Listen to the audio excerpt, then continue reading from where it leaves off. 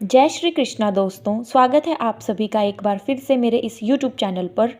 आज हम पॉलिटी की लक्ष्मीकांत बुक का 3rd चैप्टर जिसका नाम है salient features of the constitution पढ़ने जा रहे हैं।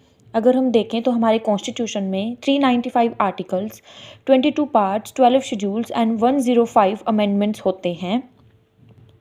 इस पूरे पेज में से हमने सिर्फ हाइलाइटेड पोर्शंस ही पढ़ने हैं क्योंकि सिर्फ यही चीज़ें इम्पोर्टेंट हैं फॉर द एग्ज़ाम्स पर्सपेक्टिव।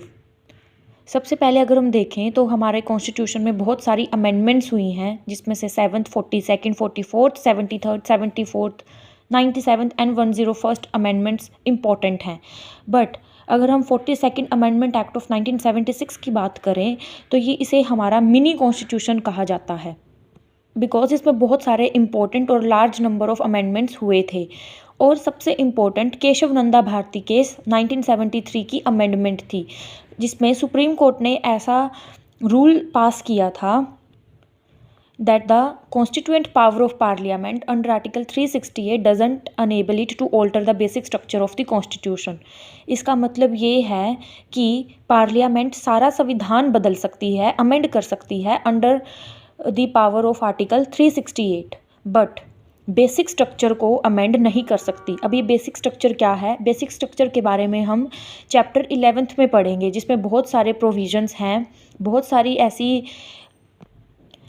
सारे ऐसे एरियाज़ हैं जिस पर सुप्रीम कोर्ट ने पार्लियामेंट को बोला है कि आप इन पर अमेंडमेंट नहीं कर सकते। अगर आप अमेंडमेंट करेंगे तो वो अमेंडमेंट्स अनकॉन्स्टिट्यूशनल घोषित कर दी जाएंगी under article 13 of the constitution और उन्हें वॉइड घोषिट कर दिया जाएगा।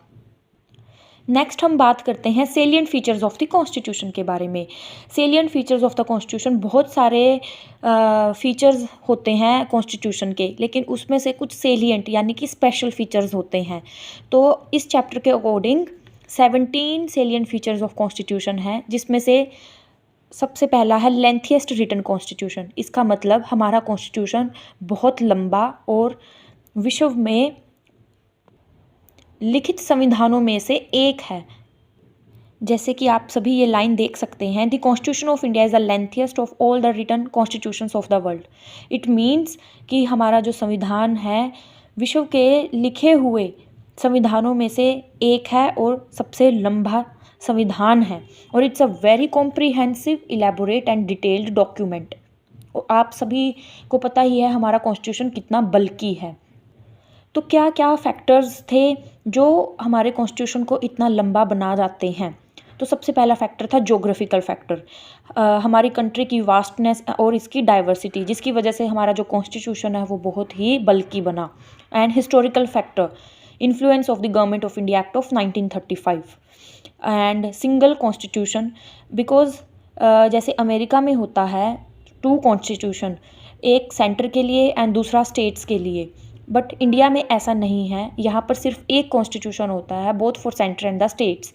And the dominance of the legal luminaries, आप सभी जानते हैं कॉन्स्टिट्यूएंट असेंबली को बनाने के लिए जितने भी मेंबर्स थे उनमें से मैक्सिमम मेंबर्स लो बैकग्राउंड के थे। तो उसका जो इन्फ्लुएंस है हमारे कॉन्स्टिट्यूशन पर झलकता है। नेक्स्ट है ड्रॉन फ्रॉम वेरियस सोर्सेज। इस लाइन का मतलब ये है कि हमारा कॉन्स्टिट्यूशन दुनिया के बहुत सारे कॉन्स्टिट्यूशंस की छानबीन करके उनमें से बनाया गया है। ऐसा माना जाता है लगभग 60 कॉन्स्टिट्यूशंस में से जांच पड़ताल करके उनके इम्पोर्टेंट फीचर्स को अडॉप्ट करके हमने हमारा कॉन्स्टिट्यूशन बनाया है, जिसमें से बहुत सारे इम्पोर्टेंट फीचर्स होते हैं। जैसे कि हमने अपना philosophical part of the constitution कहाँ से अडोप्ट किया, जैसे हमारा स्ट्रक्चरल पार्ट हमने कहाँ से अडोप्ट किया, पॉलिटिकल पार्ट हमने कहाँ से लिया। तो इसके लिए हम पेज नंबर 3.14 को अगर हम देखेंगे तो यहाँ पर एक टेबल दिया गया है, sources of the constitution at a glance. यहाँ से यूपीएससी ने पहले भी 3-4 क्वेश्चंस पूछे हैं, तो ये जो टेबल है हमारे लिए इम्पोर्टेंट हो जाता है और इस टेबल को हमें लर्न करना होता है। इसमें से भी कुछ इम्पोर्टेंट फीचर्स को हम लर्न कर सकते हैं, जैसे कि फेडरल सिस्टम और जो फेडरल स्कीम और इमरजेंसी प्रोविजंस है हमने हमारे government of India act of 1935 से लिए हैं। ऐसे ही हमारा जो फिलोसफिकल पार्ट है हमने अमेरिकन यूएस कॉन्स्टिट्यूशन से लिया है, जैसे कि fundamental rights and judicial review. Similarly बहुत सारी ऐसी चीज़ें हैं जो हमने different constitutions of the world से लिए हैं। तो ये 11 पॉइंट्स हैं और हमें ये प्रॉपरली लर्न करने होते हैं। नेक्स्ट पॉइंट है blend of rigidity and flexibility. इसका मतलब है हमारा कॉन्स्टिट्यूशन रिजिड भी है एंड फ्लेक्सिबल भी है। It means rigidity means a constitution when it is difficult to amend a constitution and it requires a special procedure for its amendment. And flexibility, a constitution which can be amended in the same manner as the ordinary legislative processes are made. So article 368 हमें provide करता है different provisions, और आप देख सकते हैं हम हमारे कॉन्स्टिट्यूशन को एक तो स्पेशल मेजॉरिटी के तहत अमेंड कर सकते हैं एंड एक सिंपल मेजॉरिटी के तहत। स्पेशल मेजॉरिटी में 2 प्रोविजंस होती हैं, that is a majority of the 2/3 members of the parliament of each house of the parliament present and voting. इसका मतलब कि कम से कम 2/3 मेंबर्स प्रेजेंट एंड वोट करें, प्रेजेंट भी हों और वोट भी कर रहे हों, तब कॉन्स्टिट्यूशन अमेंड हो सकता है।